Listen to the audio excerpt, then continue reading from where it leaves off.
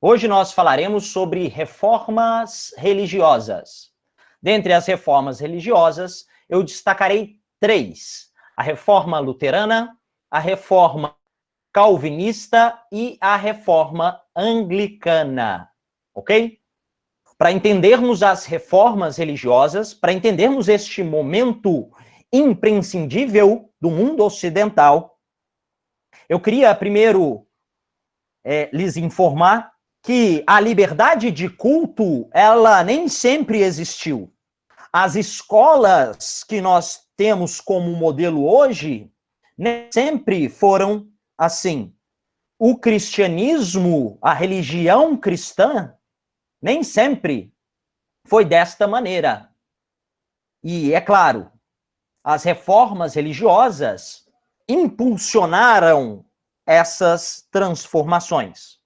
Para isso, eu queria primeiro definir o que são reformas protestantes ou reformas religiosas.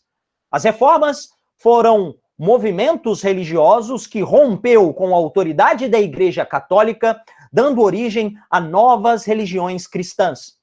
Religiões que vão ser consideradas religiões protestantes. É a partir do século XVI que esses movimentos de reformas religiosas vão se intensificar, criando, de fato, igrejas protestantes cristãs. Os movimentos reformistas, eles acontecem em um cenário de uma Europa moderna, em um cenário onde há uma visão humanista pelo advento do renascimento cultural. Ao mesmo tempo, há mudanças no cenário social, com uma burguesia mais solidificada e mais forte, com uma valorização do indivíduo mais contundente, e o palco desses movimentos reformistas vai ser a Europa, mais especificamente o Império Sacro Germânico, na Suíça e na Inglaterra. As críticas ao posicionamento da igreja, as críticas à visão de mundo que a igreja tinha, as críticas sobre a ideologia da Igreja Católica, as críticas ao comportamento do clero, as críticas à intervenção da igreja no cenário político já existiam. A igreja ela passa por um processo conturbadíssimo. As causas para os movimentos reformados vêm por uma corrupção do clero, por atos corruptíveis que o clero tinha, e por certos posicionamentos da igreja que não faziam sentido por parte da população e até mesmo por parte de membros do clero. A igreja, ela cometia determinadas ações que foram questionadas, como, por exemplo, a venda de indulgências. A venda de indulgências é a venda do perdão. O homem, o fiel pecador, vai se purificar a partir da compra de uma indulgência. Junto à venda de indulgência, amplia-se um questionamento de atos do clero, como, por exemplo, da venda de relíquias sagradas. Relíquias da igreja, tido como algo sagrado, existiam colecionadores de relíquias sagradas naquela época. E, é claro, atos de corrupção com a venda de cargos no clero vão sendo negociados nessa distribuição do poder na igreja. E, é claro, as práticas de concubinato, que parte do clero tinha. Ora, a igreja luxuriosa naquele período, uma igreja riquíssima naquele período, uma igreja que estava construindo a sua Basílica de São Pedro, criticava e proibia a usura. O que é a usura? O acúmulo de lucro.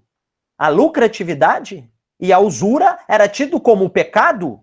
Então você, enquanto fiel católico, não podia cometer pecado da usura. Mas você é um burguês e, ao mesmo tempo, católico, você ficava numa sinuca de bico. Você vivia em constante contradição, porque o seu ofício apresentava uma postura de vida e sua religião outra. O movimento ele ganha forma com Lutero. Martinho Lutero, que vivia em um dos reinos do Sacro Império Romano Germânico, ele se depara com todas essas ações que a igreja apresentava, como a venda de indulgência, a venda de relíquias sagradas, que é a simonia, a prática de nicolaísmo, se depara com toda uma estrutura montada pela igreja que não fazia sentido para ele. E o Martinho Lutero, então, ele critica essas ações da igreja. As ações de Lutero são pontualmente marcadas a partir do momento que ele publica as 95 teses, em 1517, inaugurando aí esse movimento. Esse documento, com 95 pontos que propõem uma reforma à Igreja Católica, 95 pontos que são revisionais, vai ser difundido em todo o Império, difundidos até mesmo porque já existia uma imprensa móvel, a imprensa de Gutenberg, ela vai auxiliar nessa divulgação dos ideais reformistas. Quando há essa divulgação das ideias, a Igreja Católica Apostólica Romana, ela vai se preocupar, essa ideia vai ser abraçada não só pela camada popular, camponeses, mas também abraçada pela nobreza, parte dos príncipes do Sacro Império Germânico, eles vão abraçar essa causa. Até mesmo porque, abraçando essa causa, eles reduziriam o poder da igreja nos seus principados, fortificariam o seu poder. Existe uma questão política do apoio à nobreza às causas de Lutero. É claro, isso reduziria o poder da igreja no Sacro Império Germânico. Pessoal, o Sacro Império Germânico, ele tinha um imperador que era escolhido pela igreja. Nessa época, o imperador do Sacro Império Germânico escolhido foi Carlos, com o título de Carlos V. No entanto, era um poder um tanto quanto figurativo, porque o império ele era subdividido em reinos e cada reino tinha um príncipe. Mas a igreja ela tinha um poder sobre esses reinos. A Igreja Católica ela oficializa a religião nesses reinos e manifestações como essa de Lutero reduziria o poder nesses principados da igreja e assim a nobreza o apoia. Quando essa notícia se espalha, a igreja logo, junto ao imperador Carlos V, convoca uma dieta. O que é uma dieta? A dieta é uma reunião. E nessa dieta, nessa reunião chamada Dieta de Worms, em 1521, Lutero ele vai para expor as suas ideias. Mas, na verdade, a dieta ela não serviria somente para essa exposição. O Carlos V, junto ao clero, queria que o Lutero se redimisse. E Lutero ele se posicionou firme frente aos seus ideais, não volta atrás, e assim, ao fim da Dieta de Worms, o processo de excomunhão, ele foi excomungado pela igreja. O Lutero ele vai se exilar em um castelo em Waterburgo, castelo do príncipe de Waterburgo, que o protegerá.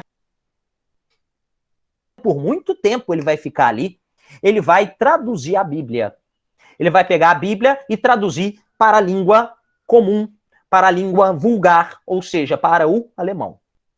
Lutero, nessa transcrição e tradução da Bíblia, ele vai traduzir a Bíblia, não a Bíblia do latim, mas a Bíblia grega. Ele vai traduzir do grego para o alemão.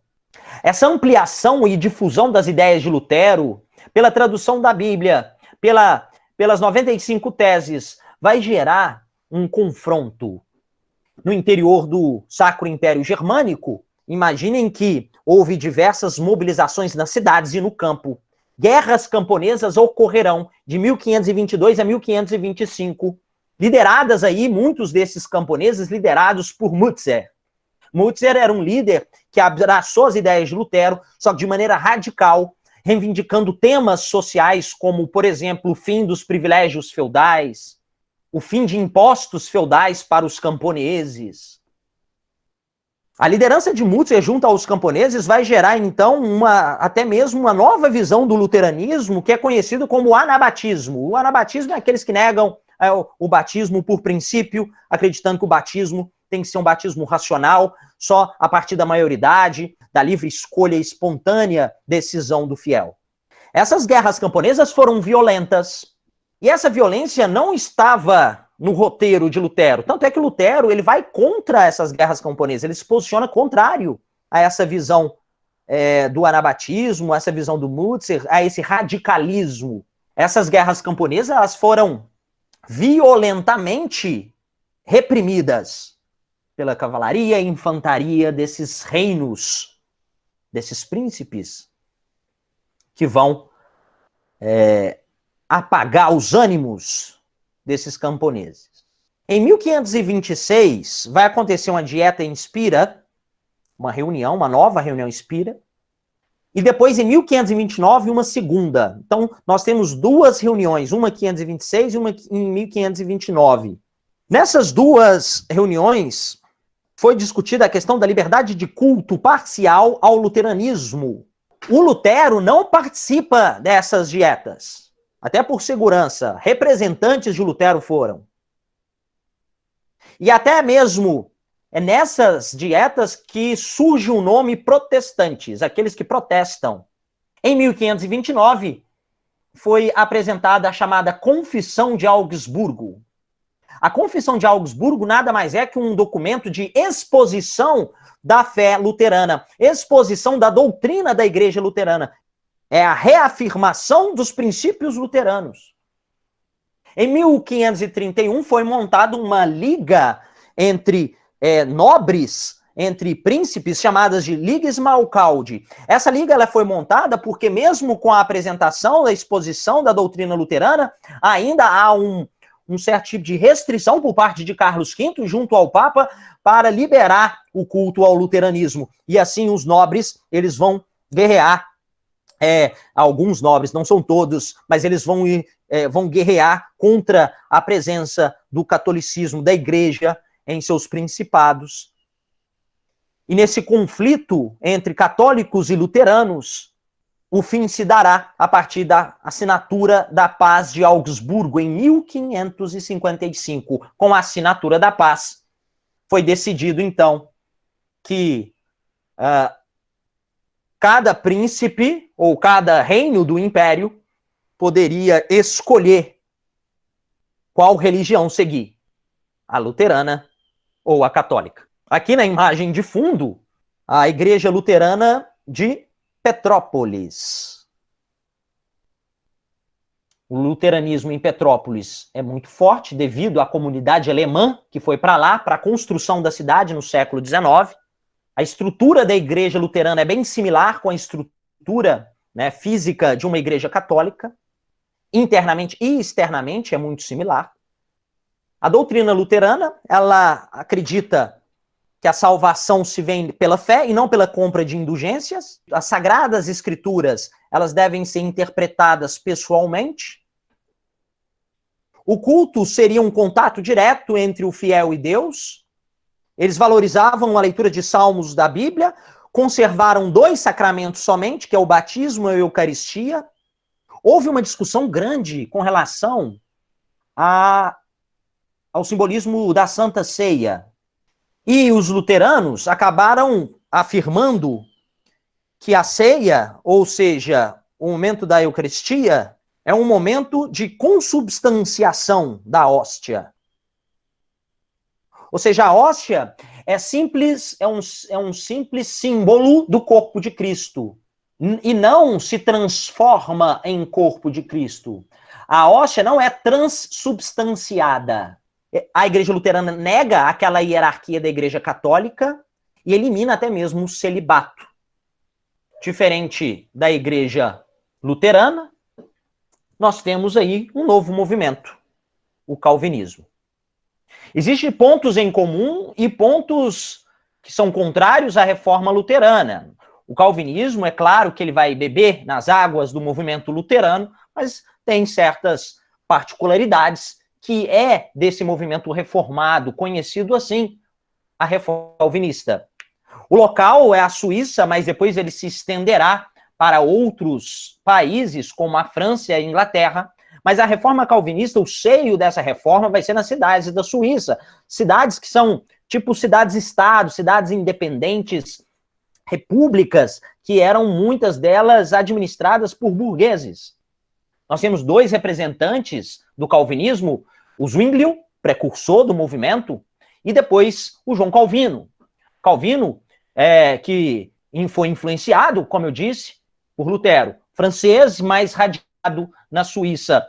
Em Genebra, João Calvino vai apresentar a sua posição de reforma. Dentre a posição da reforma calvinista, eu destaco a ideia da predestinação. Todo cristão, o homem, ele já nasce predestinado à salvação divina ou à danação eterna.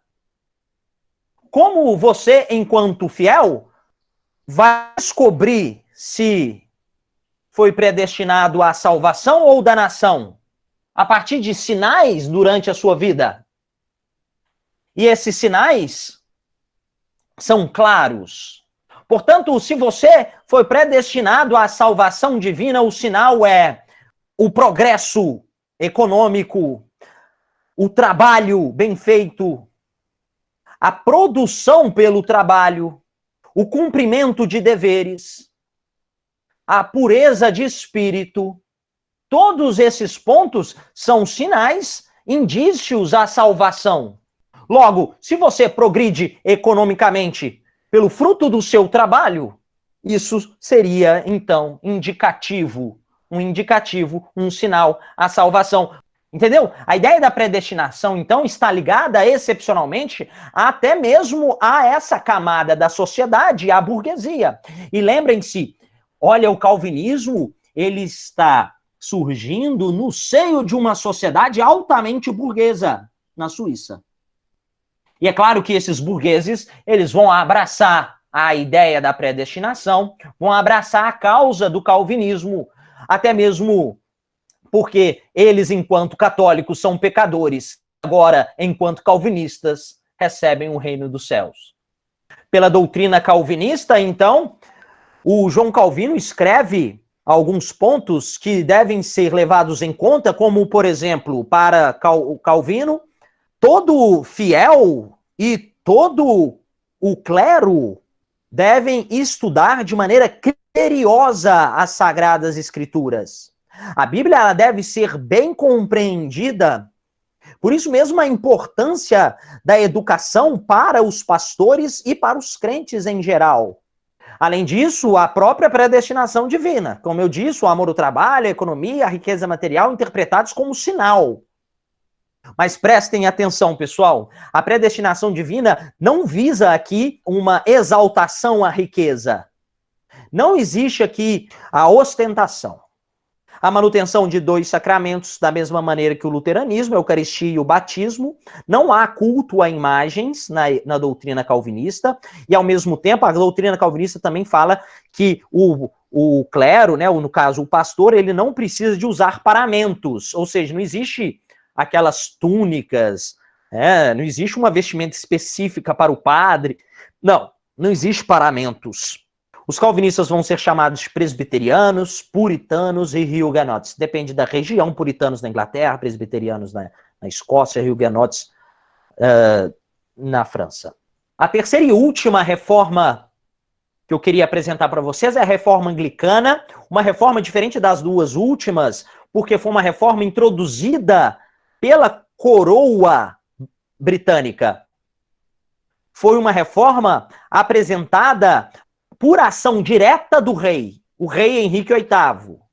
Henrique VIII, já com uma postura absolutista, querendo concentrar mais poder, querendo reduzir o poder da igreja na Inglaterra, articula um ato que levaria à construção da igreja anglicana.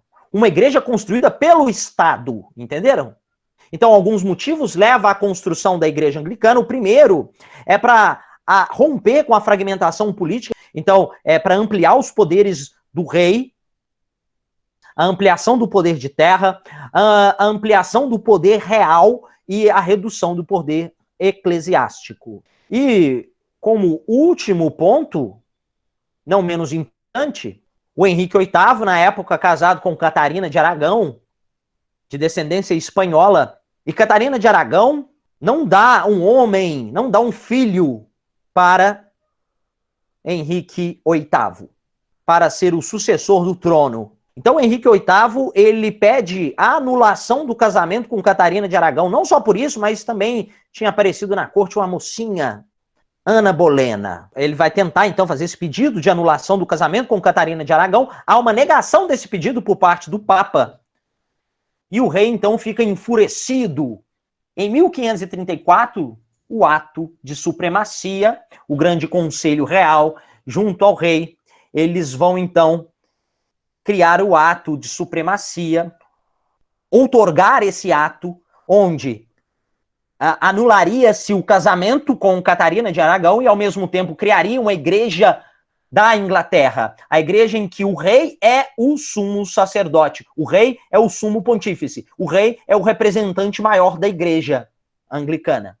O poder da igreja católica é reduzidíssimo na Inglaterra nesse momento, as terras da igreja são confiscadas, vendidas a nobres, e fortifica-se mais o poder real, concentra-se mais o poder real, porque agora o poder religioso também está nas mãos do rei. A doutrina anglicana, ela tem algumas características importantes. Primeira característica é uma fusão de elementos católicos com calvinistas. Ao fundo, a imagem da abadia de Westminster, que era primeiro uma abadia, depois ela se tornou uma catedral católica, e depois, com o ato de supremacia, ela vai se tornar uma igreja anglicana. Há uma fusão de elementos católicos e calvinistas nessa igreja anglicana, a doutrina anglicana, onde a salvação da predestinação, pela predestinação divina, como os calvinistas acreditam. Da mesma maneira, o batismo e a Eucaristia são os únicos sacramentos mantidos. No entanto, a hierarquia eclesiástica da Igreja Católica é mantida na Igreja Anglicana. Existe o momento da liturgia, existe a presença espiritual de Cristo na Eucaristia, ou seja, a transubstanciação da hóstia, mas a celebração é em inglês. Fechando o nosso conteúdo, a Contra-Reforma. A Contra-Reforma foi um movimento de reforma feito na Igreja Católica, prestem atenção.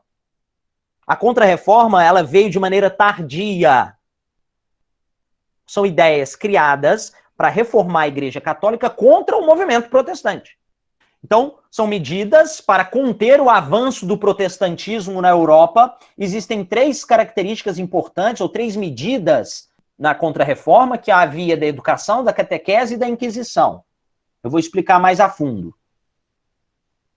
O movimento contra-reformista, ele ganha respaldo a partir do Concílio de Trento, uma reunião entre a alta hierarquia da igreja, em 1545 a 63. Houve, então, uma remodelagem dos dogmas da igreja. Na verdade, essa remodelagem ela é mínima, porque há a reafirmação dos dogmas, mas cria-se, a partir do Concílio de Trento, os seminários. Não existia seminário, não existia preparação para o clero. Agora existe uma preparação para o clero, importantíssimo. E também o catecismo. Então a catequese é um elemento doutrinador. Foi criada a partir do Concílio de Trento também um index, que seria um índice. Ele é criado no século XVI, mas ele vai ser atualizado até o século XIX. É um índice onde temos ali livros que são proibidos, leituras proibidas pela Igreja Católica. Dentre aqueles que entraram nesse rol de livros proibidos, nós destacamos livros de Descartes, Kant, Rousseau, etc. E há uma reativação dos tribunais do Santo Ofício também, tribunais religiosos que julgam ou condenam atos heréticos ou infiéis, não católicos. E essa condenação é de extrema violência. O Tribunal do Santo Ofício atuou de maneira insistente na Espanha, Portugal e Itália. É claro que a participação também do Tribunal do Santo Ofício em outros países existia, mas é em menor grau. Então, existem atos que vão contra a doutrina do catolicismo, os dogmas do catolicismo, e se você ia contra esses dogmas em países essencialmente católicos, como a Espanha, Portugal e Itália, você seria punido. Julgado e punido. Foi criado também, a efeito educacional e de catequização, a Companhia de Jesus, criado pelo padre Inácio de Loyola.